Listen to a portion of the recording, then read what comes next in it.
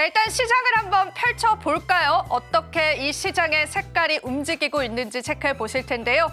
역시나 오늘도 또 사뭇 다른 분위기들 연출되고 있습니다. 어제 강했던 섹터에서 차익 실현 매물이 쏟아지는 모습 보여주고 있고요. 전반적으로 시장의 수급은 메말라 있다는 분석들도 상당히 많습니다.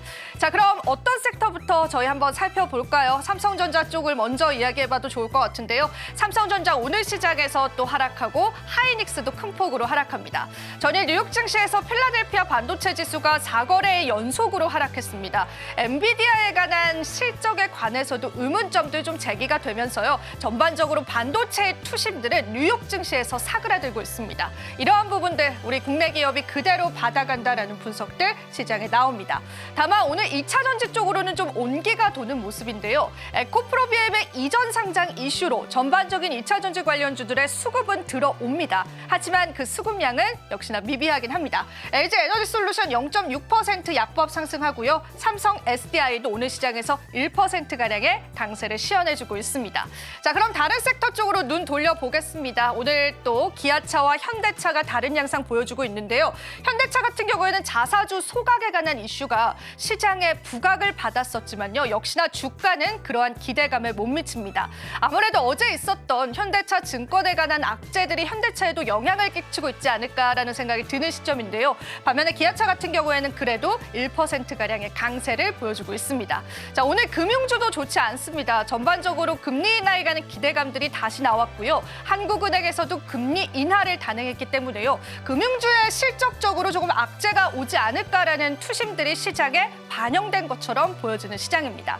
그래도 오늘 시장에 수급 들어오는 쪽은 제약바이오 쪽일 것 같은데요. 셀트리온이 개별적인 이슈 있었습니다. 바이오 시밀러 의약품 중에 하나에 관해서 임상 3상을 진행한다라는 그런 소식들 전해졌고요. 그리고 삼성 바이오로직스 여전히 좋은 수주를 나타내고 있고 증권사에서도 좋은 리포트들, 방향성들 가리켜주면서요. 오늘 시장에서 4%의 강세를 시연하고 있습니다.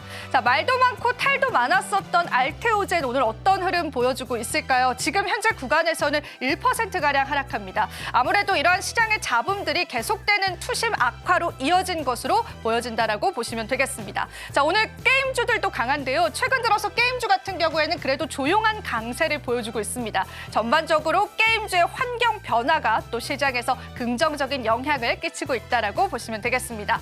자, 이 마감 시장 얼마 앞두고 있지 않은 시점에서 우리 시장에 관한 이해도를 넓혀봤다면요. 이제는 전문가님과 함께 시장에 관한 전략 잡아보시면 좋겠습니다. 자, 오늘도 함께해 주실 분 바로 소개해드리겠습니다. 영앤리서치의 최진욱 본부장님 함께해 주셨습니다. 본부장님 안녕하세요. 반갑습니다. 네, 본부장님 저희 또 시장 어떻게 보시는지 우리 네네. 시청자분들에게 한 말씀 부탁드리겠습니다.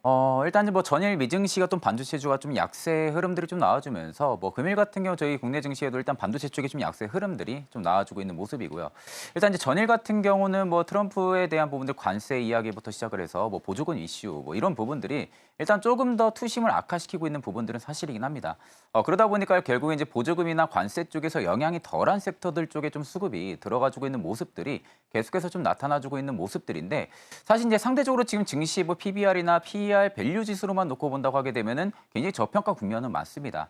그만큼 언제든지 뭐 외국인 자금과 뭐 기관의 자금들은 유입이 될 가능성이 굉장히 높은데 결국 이게 이제 반등 기점을 잡아주려 하게 되면은 국내 증시 쪽에 대한 부분들의 긍정적인 좀 수급 변화들의 흐름들이 좀 나타나줘야겠죠. 그런 부분들을 좀 체크를 한다고 하게 되면은 일단 지금 증시에서는 좀 공격적으로 좀 매수 포지션을 잡고 좀 들어가기보다는 일단 지금 실적 밸류 굉장히 좋은데도 불구하고 좀 낙폭이 키워져 있는 그런 기업들을 좀 선별적으로 체크해 보실 필요가 있다고 보고 있고요. 그만큼 지금 증시에서는 개별 장세가 뚜렷하게 이어지고 있는 상황입니다. 그렇기 때문에 뭐 그날 좀 개별적인 이슈라든지 개별적인 종목들의 재료 이런 부분들에 있어서 굉장히 좀 민감하게 움직이고 있는 장세이기 때문에 내가 오히려 지금 시점에서 데이 트레이딩을 확실하게 할 수 있다라고 하는 부분들이 아니라고 하게 되면은 일단 저는 현금성 자산은 살짝 좀 가지고 있으면서 관망 투심도 조금 더 높여 나가시는 게 어떨까 좀 그런 말씀을 드리겠습니다.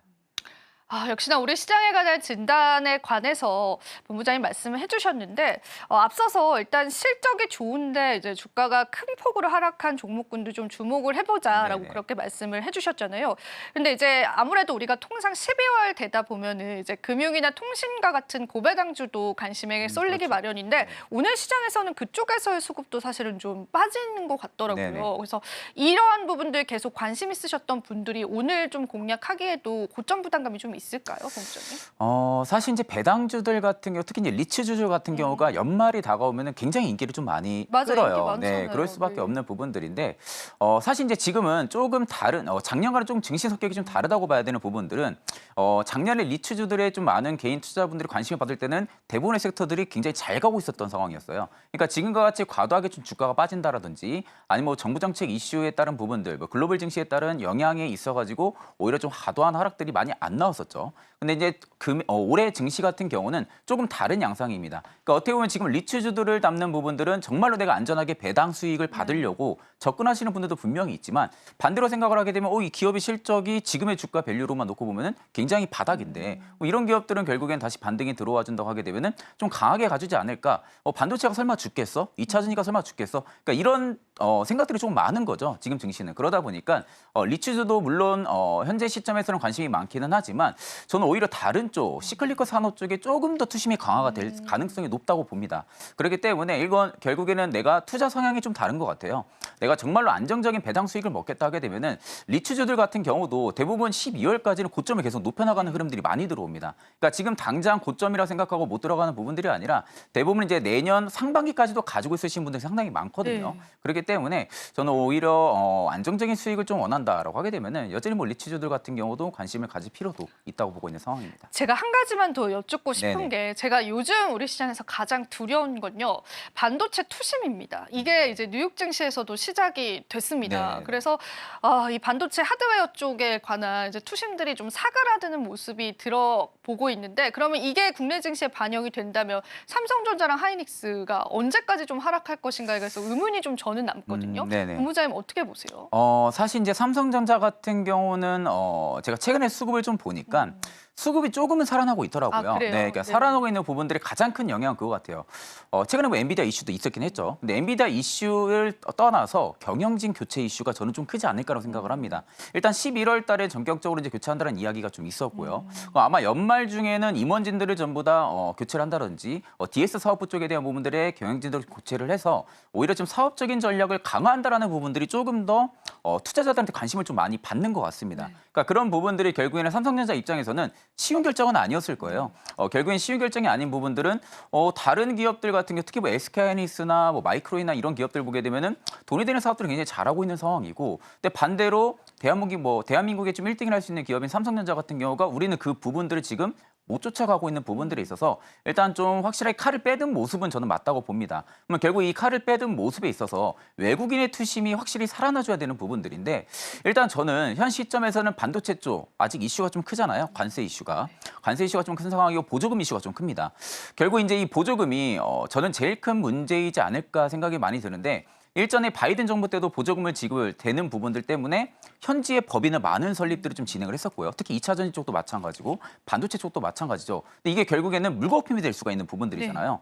그러니까 그런 부분들이 여전히 지금은 리스크로 좀 남아있는 상황이기 때문에 일단 이 리스크가 좀 불거지는 그 시점이 저는 오히려 조금 더 바닥일 가능성이 높다. 다만 이제 아직은 바닥이라고 좀 단정하기가 다소 어려운 거죠. 맞아요. 바닥이라고 단정하기는 여전히 트럼프 쪽에 대한 부분들이 과연 앞으로 어떤 식의 정책적인 변화들이 생길지, 그리고 이제 이런 부분들을 양국 간에 어떻게 좀 협업을 진행을 할지, 이런 부분들이 확실하게 이슈가 나와줘야 그때 가서 뭐 오히려 삼성전자, SK하이닉스가 세론 이슈로 타격을 받는다고 해도 저는 오히려 그게 더 안전하다고 봅니다. 그렇기 때문에 지금 삼성전자 많이 떨어졌다, SK하이닉스 많이 떨어졌다 해서 매수 관점 붙기보다는 조금은 한 걸음 좀 뒤로 물러나서 새로운 이슈가 됐든 뭐가 됐든 이슈는 정확하게 파악을 하고 그러고 접근하는 게 맞지 않을까 그렇게 보고 있는 상황입니다.